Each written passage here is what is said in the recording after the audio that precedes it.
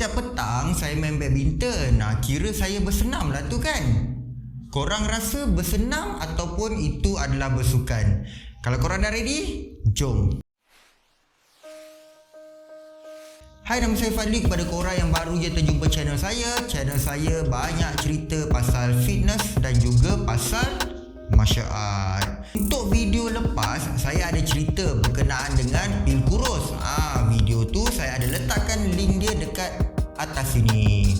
So nanti dah habis dia tengok video ni nanti, macam biasa korang boleh patah balik babak yang ni, pergi klik dekat link tadi tu. Untuk hari ni pula saya nak share dengan korang perbezaan di antara senaman dan juga bersukan. Dua-dua benda ni nampak sama tapi bukan dia. Jadi kita kena kenal dulu maksud bersenam dan juga maksud bersukan. Okey, kita mulakan dengan bersukan dahulu. Untuk bersukan biasanya dilakukan dalam bentuk pertandingan. Walaupun mungkin kita main hobi-hobi je kan, saja je kan. Tapi bila bersukan tu dia mesti ada satu menang dan satu kalah. Maksudnya dia ada dua belah pihak lah. Satu pihak akan bertanding dengan satu pihak lagi, sama ada berkumpulan ataupun perseorangan. Adakah kita bersukan seorang-seorang? Rasanya tak ada kot. Bila bersukan tu dia mesti ada menang ataupun kalah. Itu adalah maksud bersukan. Tapi bersenam ni pula bermaksud aktiviti yang kita lakukan dalam bentuk susunan yang dilakukan secara berulang-ulang. So bersenam ni dia basically dia ada protokol dia lah, dia ada pergerakan-pergerakan dia. Itu baru kita panggil bersenam. Dan biasanya bersenam ni kita boleh je lakukan seorang diri, tak ada masalah pun. So sekarang balik kepada apa target kita, apa goals kita. Sama ada goals kita tu nak kurus ataupun nak beriadah. Untuk orang yang bersukan, mereka perlukan senaman untuk dapatkan satu fitness level supaya mereka boleh lakukan aktiviti-aktiviti sukan mereka tu dengan lebih selamat untuk mengelakkan injuries dan sebagainya. Cuba korang bayangkan, korang tak ada fitness, tiba-tiba kena lari satu padang main bola sebelah-sebelah. Bukan kepenat, jadi korang perlu ada asas fitness. Jadi asas fitness tu bukan masa main bola. Asas fitness tu masa korang bersenam. Jom saya ceritakan dekat korang dulu lebih detail tentang bersukan. Untuk bersukan, kita perlukan specific skill. Sebagai contoh, kalau kita ni nak main badminton tu, kita kena tahulah macam mana nak pegang raket, macam mana nak buat smash, macam mana nak buat backhand dan sebagainya. Skill-skill tersebut kita boleh latih daripada tak pandai kepada pandai lah. So dengan banyak kali latihan dan kekerapan, korang akan jadi lebih mahir dekat dalam sukan tersebut. Dalam bersukan, kita ada 6 komponen yang kita perlu ambil kira. Yang pertama adalah agility. Agility bermaksud ketangkasan. Sebagai contoh, kalau kita bermain badminton tu, kita boleh ambil bola-bola yang jauh, yang licik, ataupun ketika kita bermain bola sepak, kita boleh berlari sambil menukar arah dalam masa yang cepat. Itu adalah agility yang perlu dilatih untuk lebih mahir dekat dalam sukan-sukan tertentu. Yang kedua, kita ada speed, iaitu kelajuan. Mungkin perlukan kelajuan untuk berlari mengejar bola, berlari untuk melompat dengan lebih jauh. Jadi itu adalah komponen yang kedua, iaitu speed. Seterusnya, kita perlu ada power ataupun eksplosif, supaya kita boleh lompat dengan lebih tinggi, kita boleh tumbuk dengan lebih kuat. Kalau mungkin sukan tersebut adalah sukan seni bela diri, so kita boleh tumbuk dengan lebih kuat. So kita perlukan power. Seterusnya, kita kena ada imbangan di antara sebelah kiri dan juga sebelah kanan kita. Ini kerana ada sesetengah sukan yang kita tidak boleh jatuh. Ini kerana kalau kita jatuh, mungkin akan mengakibatkan fall ataupun akan mengakibatkan kecederaan kepada diri kita sendiri.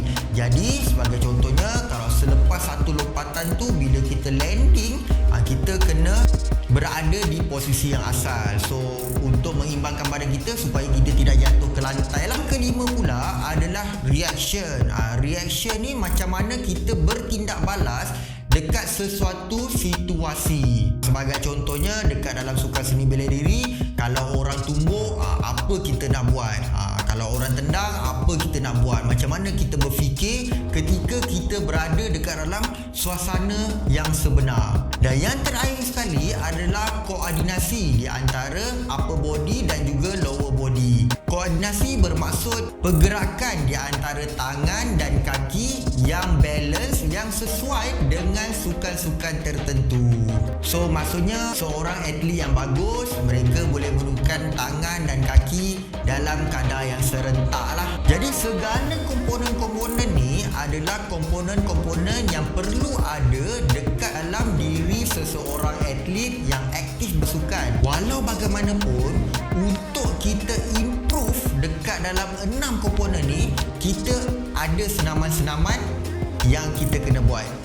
Jom. Komponen yang pertama adalah senaman kardiovaskular. Senaman kardiovaskular ni adalah untuk kita improve daya tahan jantung kita, supaya kita boleh melakukan aktiviti dengan lebih lama lagi. Bayangkan kalau korang tak ada kardiovaskular yang bagus, macam mana korang nak bersukan dengan lebih lama? Kalau main bola 90 minit, korang hanya boleh bertahan 20 minit saja, sebab korang bersukan tapi korang tidak bersenam. Komponen yang kedua adalah endurance, iaitu daya tahan otot untuk melakukan aktiviti-aktiviti berulang-ulang kali dalam jangka masa yang lama. So endurance ni lebih kepada daya tahan otot kita lah. Sebagai contoh, atlet seni bela diri, dia boleh tumbuk 10, 20, 30 kali tanpa henti dan tanpa rasa penat. Jadi ada senaman-senaman yang boleh bantu atlet tersebut supaya boleh dapatkan result yang dia nak. Komponen yang ketiga adalah strength. Dalam strength pula adalah daya tahan otot untuk mengangkat bebanan yang berat. Jadi ini sangat penting dalam semua orang, bukan saja atlet, malahan orang biasa sekalipun, kerana ini adalah asas kepada semua jenis senaman. Cuba bayangkan kalau kita tak ada strength, nak buat push up tak boleh, nak buat sit up tak boleh, nak buat squat tak boleh. Yelah, tak larat kan, otot kita tak mampu untuk mengangkat bebanan yang berat. Padahal tak berat mana pun, cuma otot kita tu tak kuat. Jadi kalau otot kita tak kuat, kita tak bolehlah nak train untuk lompat lebih tinggi, lari lebih laju. Itu adalah komponen yang paling penting, paling asas sekali. Bersenam juga boleh bantu kita untuk menambah baikkan bentuk badan kita, daripada mungkin tampak macam ni kepada macam ni. Sini kita boleh tahu adakah seseorang tersebut melakukan senaman dengan rutin ataupun melakukan senaman dengan berkala.